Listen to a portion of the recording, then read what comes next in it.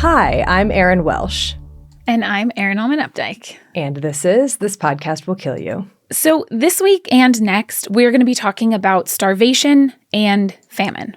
Mm-hmm. And those words, along with hunger and malnutrition, have been used a lot lately in discussions surrounding the ongoing genocide and famine happening in Gaza and the conflict raging in Sudan. All of these words, starvation, famine, hunger, malnutrition, are associated with a lack of food and the subsequent effects of that lack of food.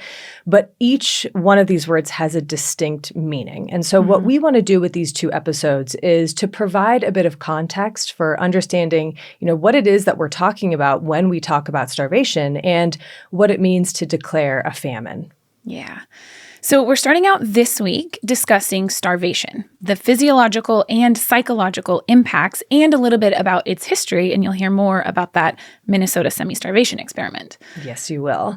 And then next week, we'll turn to famine. We'll go through the definition or definitions of famine, what causes famine, and how famines have changed throughout history before we outline some of what's happening with the famine in Gaza and other food insecurity crises in other areas of the world. Yeah. We have a lot to cover in these two episodes. So we decided to do things a little differently and just start right into it. Yep. We're going to take a quick break and then get started. Hello, my name is Jim Graham. I'd like to tell you about an experience that I had during World War II as a guinea pig in an experiment in semi-starvation. On February 12th, 1945, we began our 24 weeks of semi-starvation. We were expected to lose about 1/4 of our body weight during the next 6 months. The days began to drag out, each day getting longer and longer, and there seemed to be no end of starvation in sight. 6 months seemed like forever. I'd look in the mirror and see that my eyes looked hollow, my cheeks were only a thin covering for the bones in my face, and my hair was getting thinner. If I tried to smile, it was just a grimace. I didn't feel like smiling in the first place, and I never laughed. My muscles were almost gone, my bones protruded, and sitting on a hard chair was uncomfortable, even for a few minutes. Most of us carried around pillows to sit on. I couldn't walk up a flight of stairs without stopping to rest once or twice on the way up. I felt like an old man, and probably looked like one, since I made no effort to stand up straight. I thought about food all the time. I started collecting cookbooks, the kind with beautiful color pictures of delicious-looking dishes. I felt cold all the time, even though it was the middle of summer. Nothing felt better than to find a nice warm spot in the sunshine and do nothing but lie there and soak up the heat of the sun. We became very irritable and intolerant. Little things seemed to annoy us. We were no longer polite with each other or with visitors. It seemed as if the veneer of civilization had been removed, leaving bare the animal underneath. We didn't enjoy having guests because it was an effort to entertain them.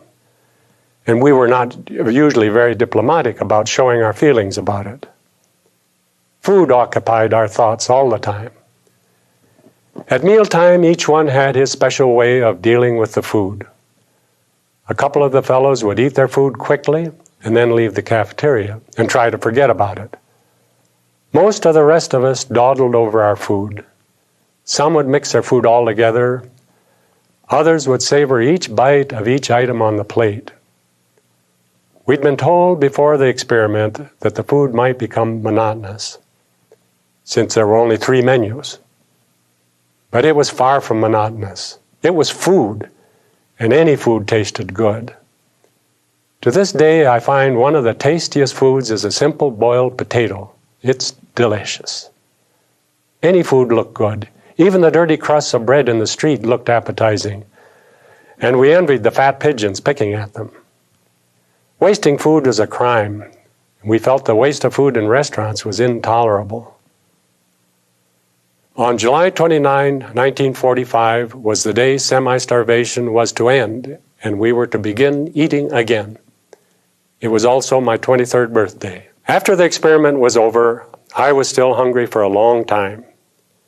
Even when I could eat all I wanted, I would finish a meal and still feel hungry.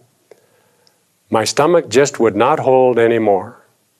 For months I carried candy bars or cookies in my pocket and munched continually. In 6 months, I went from a low of 122 pounds to a high of 225 pounds. It took me 3 years to get back to normal weight and normal eating habits. In conclusion, I would like to say that I have experienced hunger and the apathy and depression that goes with it. But we lived in sanitary quarters under the constant care of doctors. Most people in areas of famine die of other diseases because of the body's inability to resist disease. Furthermore, we knew that it would all be over on a certain date. I often think how horrible it would be to be starving and never know when it would end, if ever. My goal for this first part of today's episode is to walk us through what is happening in our bodies, what happens inside of our bodies when we are deprived of food. Mm-hmm. So I'm going to start with what's happening on like a fairly minute scale, like how does the inner machinery of our body keep ticking if we don't provide it with any source of energy? And that process can happen for any reason, right? It could be because you lack access to food. It could also be because of prolonged illness. It could be a restrictive food intake disorder. It could be any number of things. But I'm going to go through the like mechanism of what's going on. Mm-hmm. But then we're going to take a step back a little bit outside of our bodies and talk about some of the bigger picture consequences of prolonged starvation, especially in the context in which we most commonly see starvation today around the globe, which is lack of access to food. Right. So like population level effects. Exactly. Yeah. Well, individual and population level, but like, right. So it's a lot. It's all depressing. Mm-hmm. As animals, we use the food that we eat to create energy. And that is the process that we call metabolism. Mm-hmm. And we don't have to get deep into biochemistry, don't worry, because I simply cannot. But there are 3 main macronutrients that are most important, at least for my discussion today. And that is carbohydrates or glucose, fats, and protein. And these are the majority of what makes up our foods. Of course, there's a lot of micronutrients. We've covered several of them on this podcast. They are essential to keep us functioning. But the big 3 are what we're going to focus on today. We have to break down and use carbohydrates, fats, and proteins in different ways via a whole bunch of complicated cycles in order to create energy and keep our cells alive. Right. And all animals do this. And because food is almost never like constantly available, all animals have mechanisms, physiologic adaptations in order to survive in times of food scarcity or food deprivation. Yeah. And the exact adaptations are going to vary a lot by species, which is why bears can hibernate for months on end, salmon can traverse thousands of kilometers without eating, snakes can only eat a couple of times a year. But humans, we have relatively high metabolic rates, especially relative to like our body stores of energy. Mm-hmm. So we actually need food on a pretty regular basis in order to survive. There are also behavioral adaptations like caching food, which, I mean, of course, humans, but like we talked about in hypothermia. I know. Yeah. As I was writing this, I was like, we just went over this in hypothermia. So when animals, including humans, are deprived of food, we experience hunger. Mm-hmm. And the feeling of hunger is driven by a pretty complex interplay between hormonal and neurologic signals. Yeah. But hunger is also a biological drive. So in animals, including in humans, it's a driving force of behavior. And in a lot of animal studies, animals across the spectrum, like mammals, birds, everything, will engage in riskier and riskier behavior in an attempt to access food if they are hungry or starved. Yeah. And in many animal models, the hunger drive actually outcompetes or overrides nearly all other biologic incentives. How does it compare to like thirst drive? That's actually a good question. I didn't see any things directly comparing that, but they're also very closely related because a lot of times, if you are deprived of food, you may also be deprived of water. There's also some animals who get their water primarily from their food. So yeah, it's a good question, but I don't have like an exact answer to it. Yeah. So I'm going to go into a little bit mechanistically about what's happening during that time, during starvation. And there are a lot of hormonal drivers and things at play that are controlling our hunger cues and our satiety cues. But I think what's important to keep in mind as we go through this is that, in my opinion, maybe this is an opinion, none of this explanation is really adequate to explain what happens to people and animals, but also humans, when they feel hungry all the time for days or weeks on end. I think that our firsthand account helped to explain some of that bigger picture about how it feels to be hungry, but the biology doesn't quite, I think, do that justice. Yeah. I mean, it can't because it's so clinical. Yes, exactly. Yeah. So, but metabolically, absolute food deprivation proceeds in relatively predictable stages. It starts with what's often called fasting and then proceeds through starvation. And without intervention, this will end in death. So the first phase of food deprivation it's often called fasting. And there's arguments about like, when do you hit the threshold between fasting and starvation and et cetera. But the point is that this is just the first few hours after you've eaten food. Once we've absorbed all that we can from our meal, the first thing that our body is going to do is start using glycogen, which is the long branchy chains of glucose that we store in our liver. Right. And we start breaking this down in order to keep our blood sugar levels up. Okay, so this is what happens after you eat a meal. After you eat and you've digested and used up all the glucose in your meal. Right, got it. Yep, yeah. We'll also start to use some of like our adipose tissue storage, especially to like fuel our muscles and things like that. This phase though, the glycogen storage that we have in our liver only lasts for about a few hours, which is why we usually start to feel hungry a few hours after eating. After a few hours without food, our liver's glycogen stores are depleted, and our brain requires glucose in order to function. The rest of the tissues in our body can use other energy sources. They can go through these biochemical pathways to like directly use proteins or fats in order to make energy, in order to make ATP, but our brain really needs glucose. That's what it is dependent on. So our liver abides and starts making glucose. And this is a process called gluconeogenesis, literally making new glucose. It's like I remember all of this in such vague terms from like Bio 101. Right. And it's, I don't know if it's coming back to me, but by the end of this, it will be back. You have certainly come across this, I'm sure, in like most biology. Like gluconeogenesis. Classes. Yeah. It's actually one of my favorite words. It's a good word. Why. It's a good word. Yeah. We go through glycogenolysis and now we make gluconeogenesis. Anyways, at first, at very first, our body starts to do this with some protein because protein is very easy for our bodies to make glucose from. Okay. So we'll start breaking down a little bit of protein in order to feed our brain. But proteins in our body are not really there for energy storage.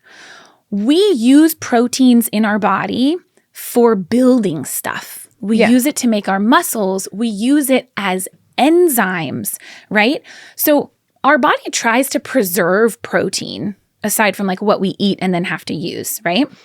So pretty quickly, our body switches and we start relying more on our adipose tissue, our fat, in order to fuel our body. We cannot, though, make glucose directly from the fatty acids part of fat. Okay. But we store fat, and sorry, this is getting a little technical, but we store fat in the form of something called triglycerides, which is 3 fats and a glycerol. And that one glycerol we can make glucose from. Okay. Could we just pause and Yes. start? So now, can you put me in like a timeline of what is happening and when? Like step 1, you eat. Step 2, you digest. Step Yes. 3, you start to pull the glycogen from your liver. And then step 4, where does proteins, what happens with the proteins and fats at that point? It's not like an exact, like this day you switch, because it's going to depend on your body composition and like what your last meal was and all of those sorts of things, right? Sure. But in general, after a meal, the first few hours, you're going to be mostly using glycogen stores. Okay. After those glycogen stores are depleted, your body is going to start breaking down your own body in order to get the glucose that you need. It might use a little bit of protein at first, but primarily it's going to rely on using your fat stores. Where are fat stores?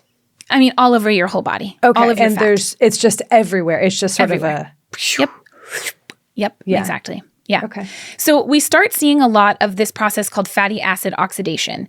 And that is the majority of what we're going to see for potentially weeks on end, depending on how much fat storage you have. The process of fatty acid oxidation will also result in the formation of ketone bodies. People who have heard of the whole keto diet thing will have heard of this. We should do an episode on the keto diet, though. We probably should. Our brains can actually use ketone bodies. They can use ketones as fuel. Our brain prefers glucose, but it will use this as it is required to. But this whole process is basically our body adapting to this starvation. We will use up all of our fat stores, and how long we can survive in this particular phase is going to depend pretty much on our body composition, our age, our comorbidities, all of these things. But it's usually a period of a few weeks or so. After that, we enter what's kind of called phase 3, and that I think of it as when our body is really not able to compensate anymore, because this is the point at which we've run through these fat stores and now we have to rely on skeletal muscle. And our body has to start breaking down our muscle proteins in order to use them for energy. And you can imagine that that's not good for our body. We need our muscles. But that is what our body will do in order to keep it alive in the short term, right? Can I ask a question about like how food consumption changes this process? Yeah, it's a really good question. So it's not common that people are completely deprived of food and have absolutely no access to food, right? More often, people are going to get very small amounts of food a little bit at a time or maybe erratically. And that is what is sometimes called this like semi-starvation. Right. The way to think about that is it's going to kind of fluctuate where you are in this continuum. As soon as you eat, your body is going to use up all of that food that it can. Is it going to be able to store any extra? It totally depends on how deprived you have been, right? Right. But you can think of it as kind of keeping people cycling between these first few phases for a potentially more prolonged period of time. Right. But it could be that you're kind of your body is doing all things at once, right? If you've used up all of your fat stores and then you get access to food, then your body's going to use that food. But then as soon as you've used that up, you don't have any fat stores, so you're going to go right back to using your protein. You're jumping straight back to protein. Okay. Yeah. Okay. Yeah. So that's, essentially what happens. This process, especially once you get to the point of breaking down your own skeletal muscle for fuel, can progress fairly rapidly. And if food does not become available, this will end in death, kind of directly from starvation. There are, in the literature, kind of two different syndromes that we most often see in people who are affected by starvation. And collectively, this is called severe acute malnutrition. This is like the end stage of this. This is like phase 3, end stage of lack of access to food. This used to be called, it was when I learned it actually, called protein energy malnutrition. But separately within this, there's two different syndromes. One is known as kwashiorkor, and the other is marasmus. Yes. And a lot of the literature around severe acute malnutrition, or SAM, focuses on children under the age of 5 because they are by far the most vulnerable to severe acute malnutrition and the complications that can arise. But they are not the only people. It's really important to remember that other groups are very vulnerable to food deprivation, including pregnant or breastfeeding people, including the elderly, and including children and adults with certain disabilities or comorbid conditions, things like cystic fibrosis or cerebral palsy. I mean, there are so many conditions that might make you more susceptible to malnutrition. Yeah. But I want to go through these two syndromes in a little bit of detail, and then we'll talk bigger picture about all of the complications that happen as your body has gone through this starvation process. So marasmus is also known as acute wasting.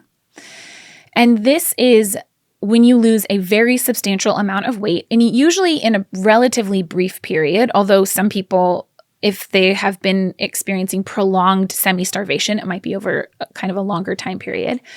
But it's diagnosed based on specific like body weight and height measurements, or by measuring the upper arm circumference and having that be below a certain circumference. That's like a good indicator of how much weight someone has lost. And this is really the kind of most classic process that happens as what I described of starvation. So as you have no food, you use up all of your fat stores, and then you start to eat away at your muscles, and then you are experiencing marasmus. Does that make sense? Yes. Yes. The other condition is kwashiorkor, which historically was thought of as primarily a protein malnutrition. Well, yeah, what does that mean? Yeah, it used to be. So it was first seen in certain populations in association with a very low protein diet, or in infants after they switched from breast milk to very low protein, like say all corn diets or something like that. Okay. And so based on those kind of like epidemiological studies, and in contrasting that to marasmus, which was thought of as purely like a calorie deficit, without necessarily only a protein deficit, this was classified initially as like, oh, this is a protein deficit rather than like a total energy deficit. But it turns out that that's not really quite as clear cut, and the exact pathophysiology is not entirely understood. We really don't understand kwashiorkor right now, but it does look different physiologically than marasmus or wasting. It's characterized by this edema, this fluid collection and swelling underneath the skin, especially, and it starts in the lower legs, but can also be in the face, in the arms. And there's also fatty liver infiltration that we see, and you can get from that like distension of the abdomen. And then we'll have like flaky skin and other changes that we don't necessarily see with marasmus or wasting. We think, from what I could tell from the literature, that kwashiorkor more specifically might be like a maladaptive response to the way that our body is processing protein in the face of a very low protein diet, if that makes sense. Yeah. Okay. So I'm curious, like the food that we eat is not just food, right? Like there are different qualities of food, different like types of food, different energy sources. And so how does that play a role? I mean, maybe this is jumping ahead a bit and asking sort of about like refeeding, but like how does that play a role in, you know, the development of these sort of symptoms or conditions? Yeah. I mean, in all honesty, we don't like really fully know, because we don't know, like there can be a lot of, first of all, marasmus and kwashiorkor are not necessarily mutually exclusive. They can happen simultaneously, but they also can happen in, let's say, like the same communities. And sometimes when people are exposed to or have access to the same foods. And so that's why it's not entirely clear, like, you know, let's say if we're focusing on humanitarian aid and like what types of foods do we need to get into an area to prevent kwashiorkor more specifically, it's not quite as clear as that, except that protein is definitely an important part of that. But it's not as clear cut as like, it's just not as clear cut as like protein malnutrition equals kwashiorkor. Right. Okay. Yeah. It's also more difficult to estimate in terms of the distribution of it. We don't have as good of a handle on it. It does tend to be even more severe than marasmus alone. And is that because there's this like maladaptive component to it? We see like increases in oxidative stress in kwashiorkor compared to marasmus. We see even more microbiome changes. Is there a microbiome component? There's like a lot of questions. But what do you mean by maladaptive response, though? Like, I mean, like they aren't breaking down and using the protein that they do have. I see. In a way that would like sustain them for longer is the best way that I can. Okay. Yeah. There was a paper that came out in the Lancet not too long ago that was more specifically looking at like one type of metabolism called one-carbon metabolism, which is one of these many biochemical pathways. And it's thought that maybe that is affected more severely in kwashiorkor compared to marasmus. So maybe it's that we're not using this one pathway as well. Why? Okay. We don't know. But overall, severe acute malnutrition, like both of these combine, affect up to 17 million children or more worldwide. And untreated, once a kid meets criteria for severe acute malnutrition, it has a mortality rate of 10 to 15% per month. Yeah. So the overall effects of this are really profound. Physically, it's manifest, like you see it as this loss of the subcutaneous fat. That's going to be like the last fat that your body tries to hold on to. And that's what gives you a very gaunt appearance. And then you're going to have this muscle wasting, which is also going to come with weakness because your muscles are literally like being eaten away by your own body. Your skin becomes dry and wrinkly. Your hair becomes sparse and thin. The cheeks look very sunken because you've lost the cheek pads, this fat that's in your cheek. Physiologically, your heart rate slows down. Your blood pressure is very low. Your body temperature is low. Oftentimes, especially towards the most severe stages, appetite is gone, which can make it really hard for people to start eating again. Yeah. And sometimes when they do, they are faced with nausea, vomiting, diarrhea. And that's because during this process, your digestive system is essentially shutting down. Right. Starvation affects every single organ system in our body. Glucose homeostasis is disrupted, and so we often see hypoglycemia. And that's especially true in kwashiorkor compared to marasmus or wasting. So again, something maladaptive happening there. We also, and this one's really important, see huge alterations in our immune system function. It's one of the biggest, yeah. It's one of the biggest because many people, especially kids with severe acute malnutrition, will end up very sick with life-threatening infections, and cause of death is often from infection and not directly from starvation itself. Right. Right. But this is directly because of a secondary immune deficiency. Right. So it is the starvation that is putting you at risk for infection. Ultimate versus proximate cause type of exactly. thing. Yeah. Yeah.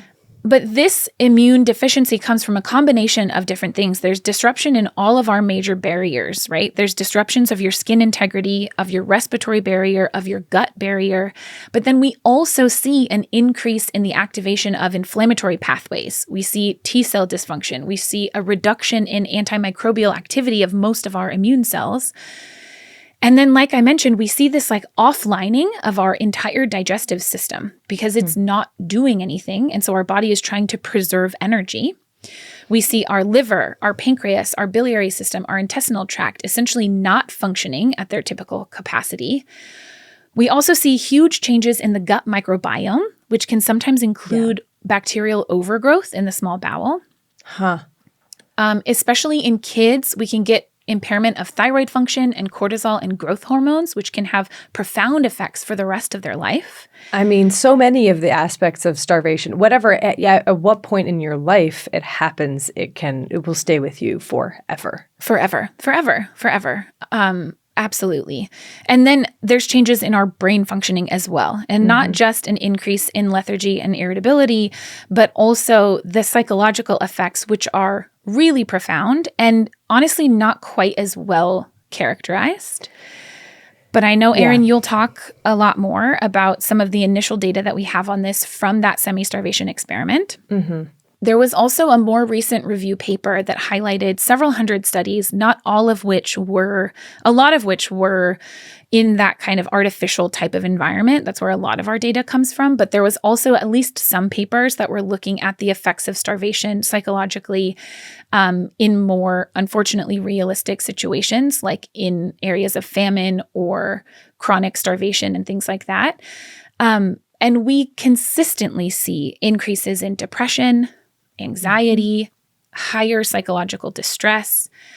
We also see increases in competitive behavior and social withdrawal. Yeah. And of course, in most situations of chronic malnutrition or acute starvation that we see in our world today happen after natural disasters, armed conflict. Right. And these are situations when lack of access to food is not the only stressor. Right? Compounding trauma. Exactly. And there's not a lot of studies that have directly looked at all of those compounded effects, but we can often, unfortunately, see them play out on our cell phones from videos. Many of these changes also have lifelong effects. And unfortunately, we don't even have all that much data on it. We have really clear data on the profound effects of starvation during pregnancy, on the fetus, and on growth of those babies thereafter. We don't have as much long-term data on the effects of malnutrition, but there are at least some that, like, exposure to severe malnutrition, especially in childhood, is associated with increased risk of cardiovascular disease, hypertension, dysfunction of your glucose metabolism, and cognitive and developmental delays. Right. Forever. And you had mentioned, Erin, about treatment. Yeah.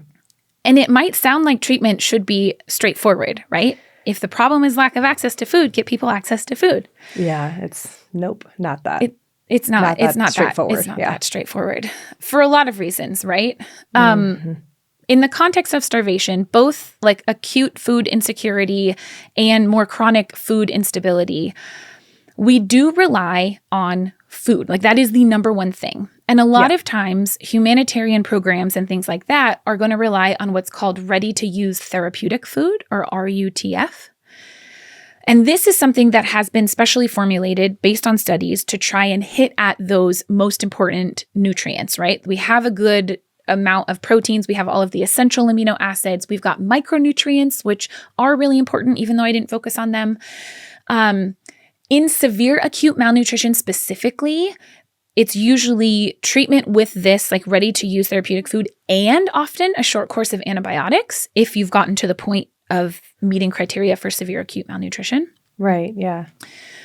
And it used to be that the treatment of this, especially like the most severe forms and in times of crisis or famine, it used to rely almost entirely on these like centralized treatment centers, which were almost always set up by external, NGOs and nonprofits.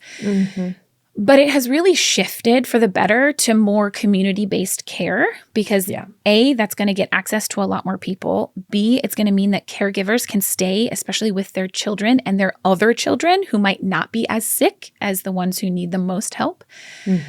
But there is always, in areas of like mass food insecurity and starvation, there will always be people who are sick enough, whether from starvation alone or the combination of starvation and infection or other underlying illness, that they do need hospitalization. And that's specifically because of a risk called refeeding syndrome. Yes.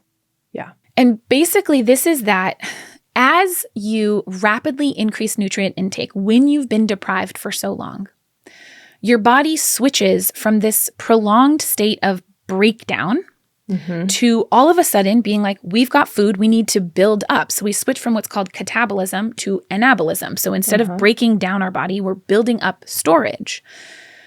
This leads to a pretty huge surge in insulin secretion because that's one of our main hormones involved in storing energy. Right. During starvation, it's not that we have absolutely no insulin, but our insulin levels are incredibly low. And this is going to stimulate the uptake and storage of glucose, which can result in really severe hypoglycemia in the case of prolonged starvation, because you don't have that much stores to begin with. But it also, because of the effects of insulin, stimulates the uptake of a bunch of different electrolytes into our cells. It shifts electrolytes into our cells, including potassium, magnesium, and phosphorus. And this can result in really dangerous electrolyte abnormalities that can cause things like heart arrhythmias, seizures, respiratory failure, and even death. How do we prevent that from happening? I mean, first it's monitoring, and then it's repleting those electrolytes and the sugar if needed.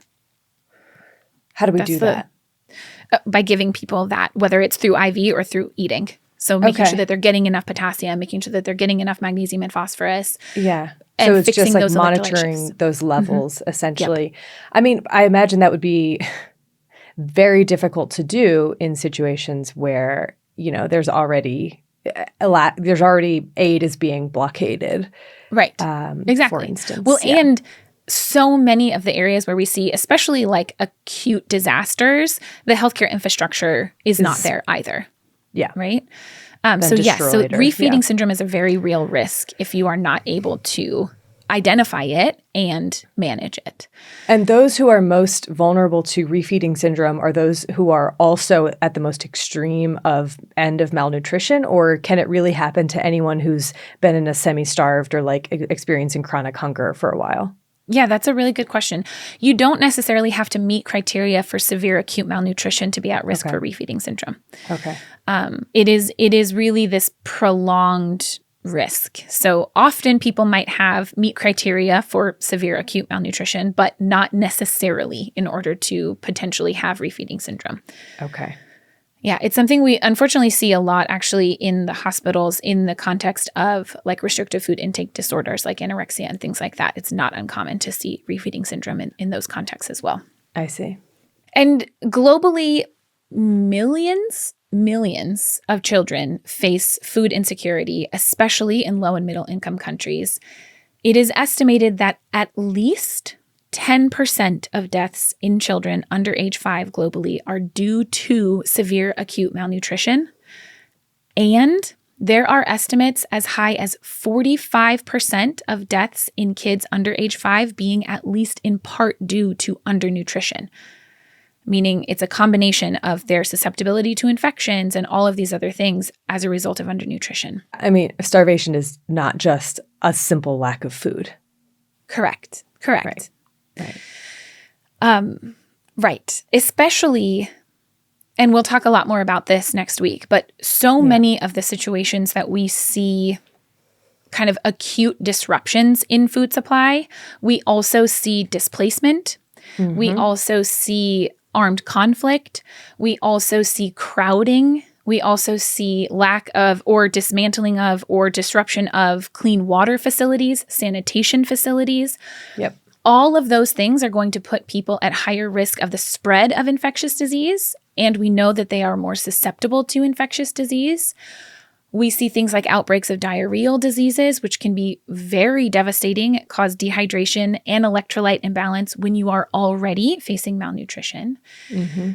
And even when we talk about the global estimates on kids who are affected by malnutrition or wasting, those estimates tend not to capture the groups of kids and adults who face acute malnutrition because of things more acutely, like natural disasters or conflicts and these kind of more emergency situations. Those are often actually not reflected in the larger statistics when we talk about the burdens of severe acute malnutrition, which is grim. And we'll talk more about those acute famine situations next week.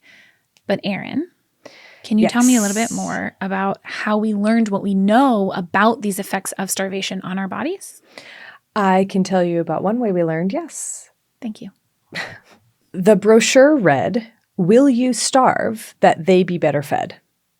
More than 400 people said that they would. Wow. Of those, 100 were interviewed and 36 were selected to participate in what would be known as the Minnesota Starvation Experiment.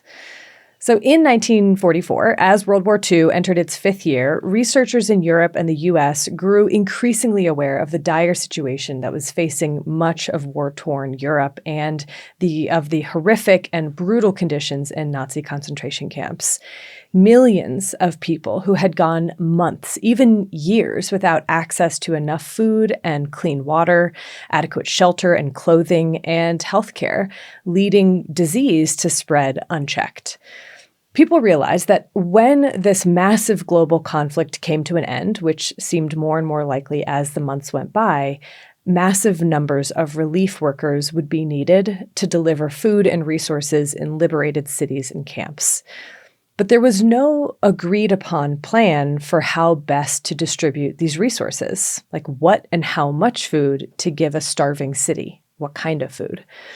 In November of 1944, after years of lobbying for funds to study the effects of starvation, physiologist Ancel Keys was finally granted the opportunity to begin his study. He distributed those pamphlets that say, will you starve that they be better fed? He distributed them to thousands of conscientious objectors who, after being drafted into the war, had exercised their right to refuse service for moral or religious reasons. Side note, before I forget, I wanted to mention that this experiment is not Ancel Keys' only claim to fame, or even his biggest claim to fame. He also developed K rations for American troops. So these were these ready-to-eat, non-perishable meals, breakfast, dinner, and supper, and that soldiers could carry around with them. And there are YouTube videos of people trying these out, like today, like unboxing and reviews of the different types of K rations. I'm like, those are 80 years old.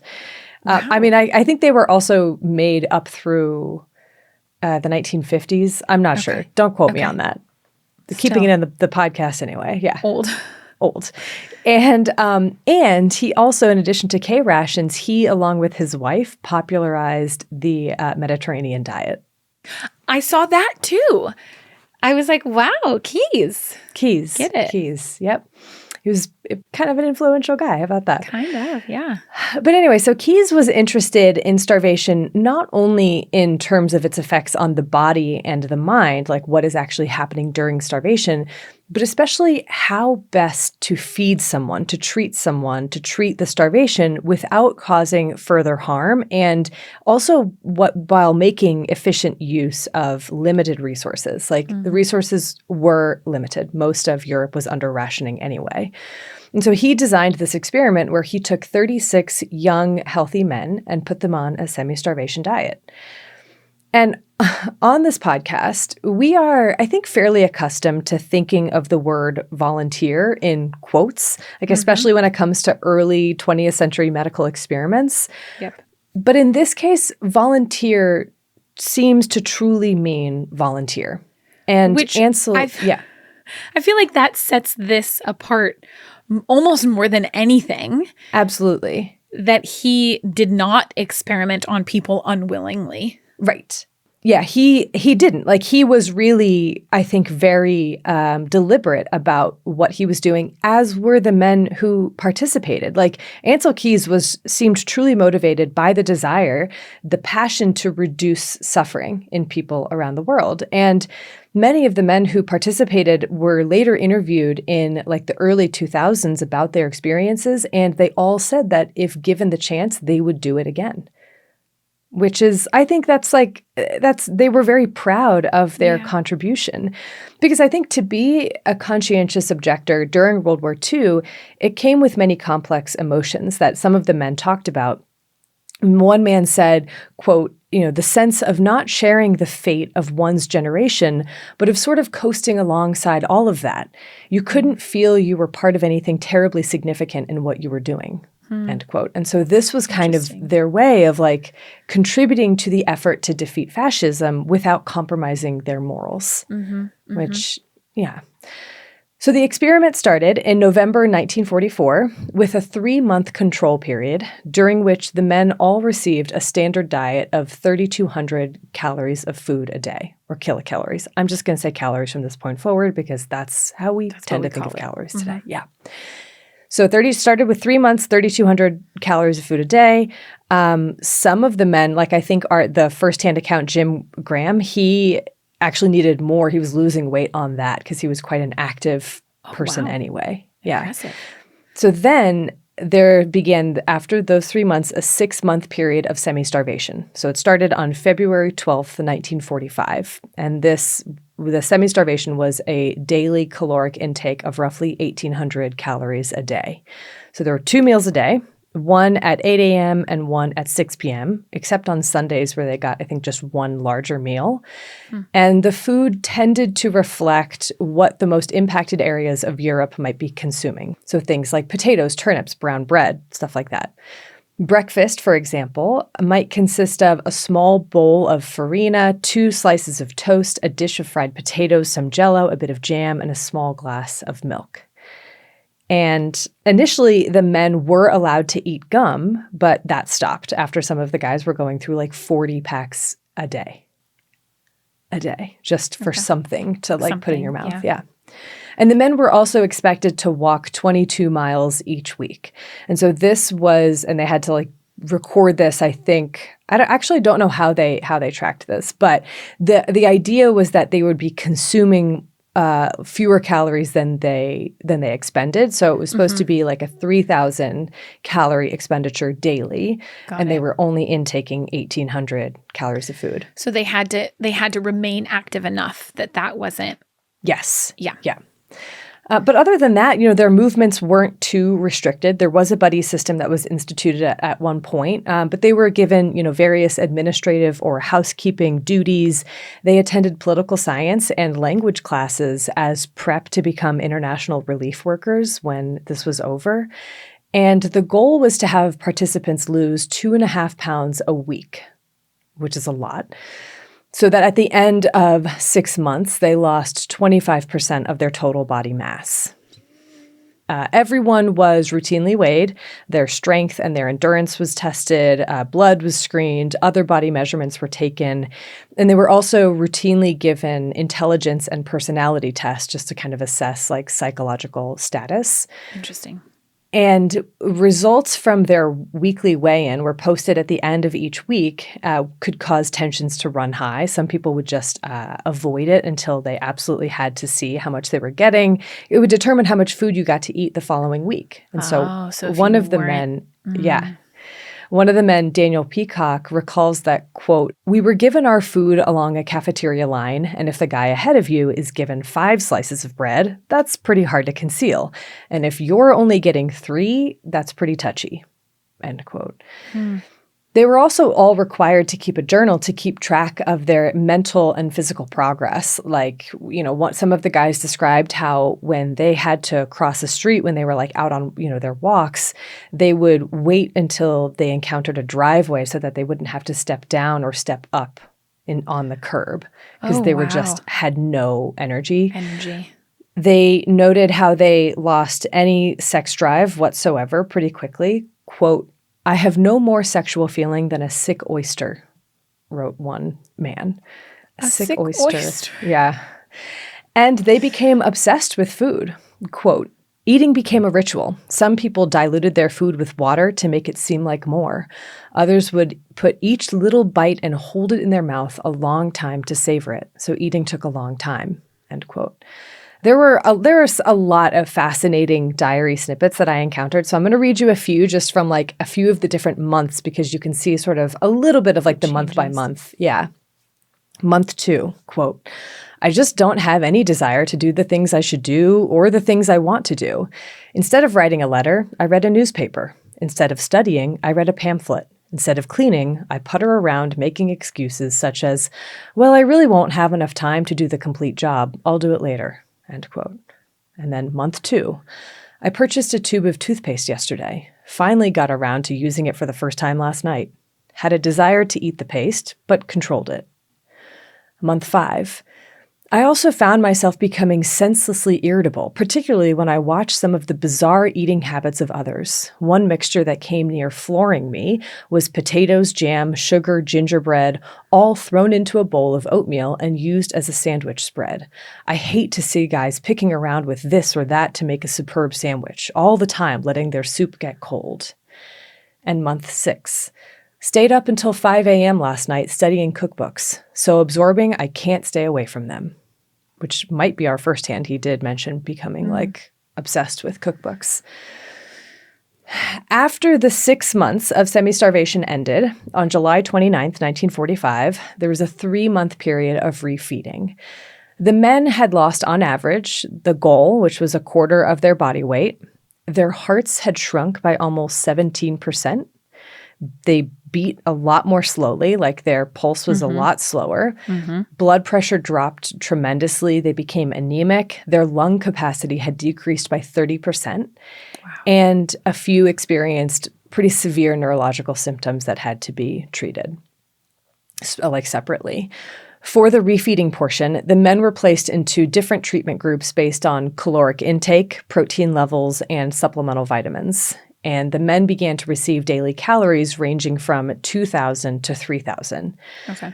But immediately, like in the weeks that followed the refeeding, their weight continued to drop, kind of like almost alarmingly, because the edema that they had developed during the semi-starvation portion had been disguising just how much weight they had truly lost. And so 6 weeks into refeeding, the group receiving 2,000 calories had only regained 0.3% of the weight that they had lost. Wow.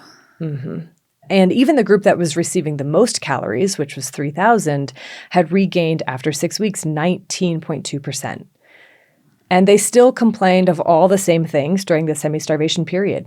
Edema, depression, exhaustion, aches and pains, a bottomless pit of hunger, apathy was a big one, irritability and mood swings. Calories were upped again. I think Ansel Keys was like, why isn't anyone regaining any weight? And finally, that's when improvement seemed to be like actually made. Protein and supplemental vitamins, at least in this experiment, didn't seem to make a difference. And the real lesson that kind of emerged was that 2,000 calories a day was simply not enough for rehabilitation, or at least like rehabilitation on any sort of, time scale for people of this body size and activity levels. Right. They needed at least 4,000 calories.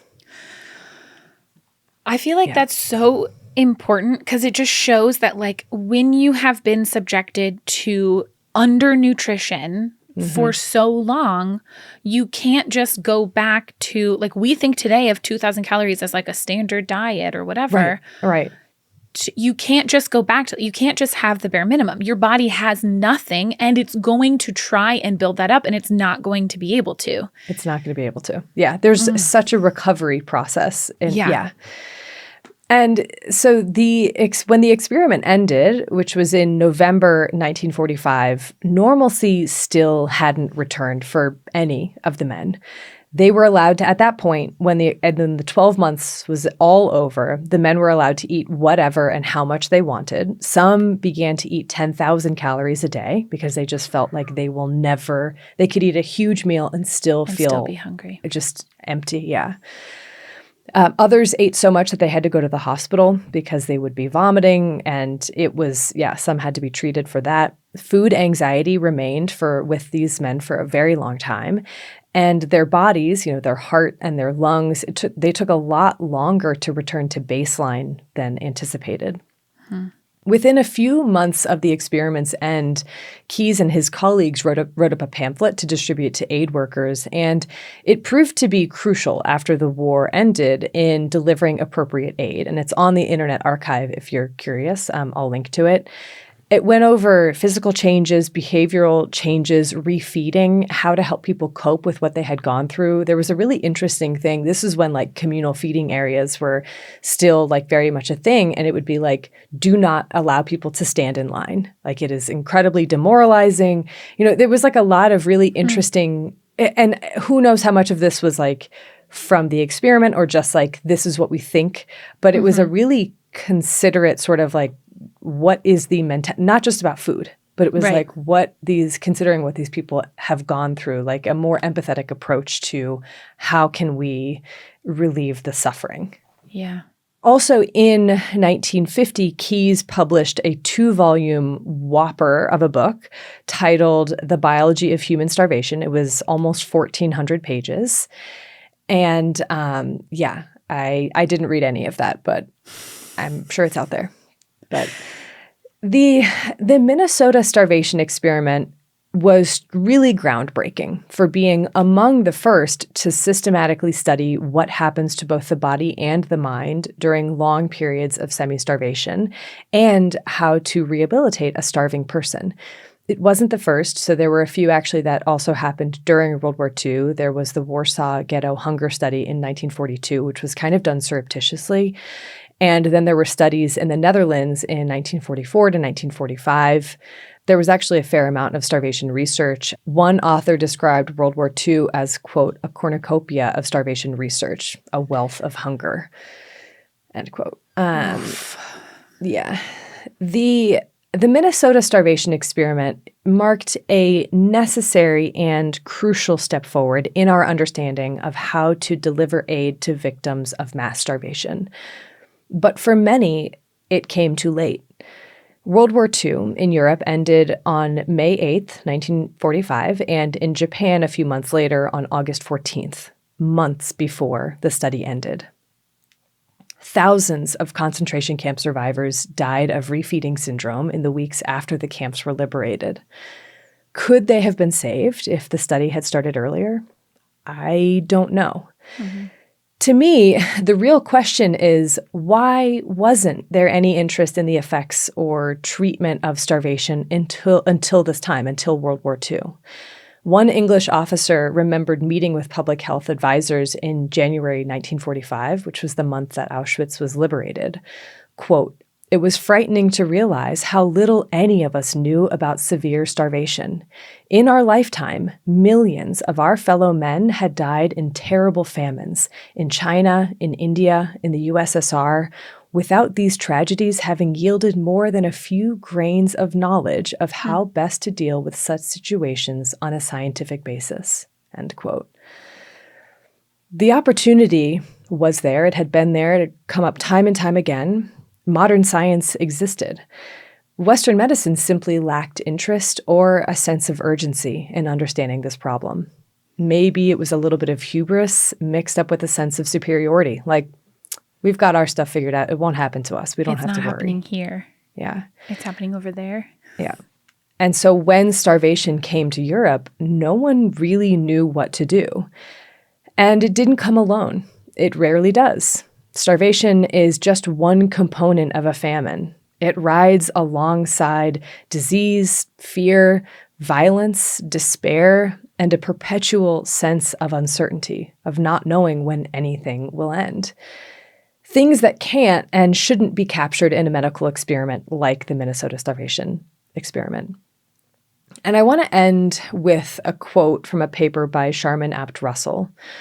Quote, "The Minnesota experiment itself did not reproduce the cold that Europeans experienced in World War II, the lack of fuel for cooking food and heating the house, the lack of warm clothes, the lack of shoes. It did not reproduce the fear, the knowledge that you might die at any time, that you might be humiliated or injured or tortured or killed.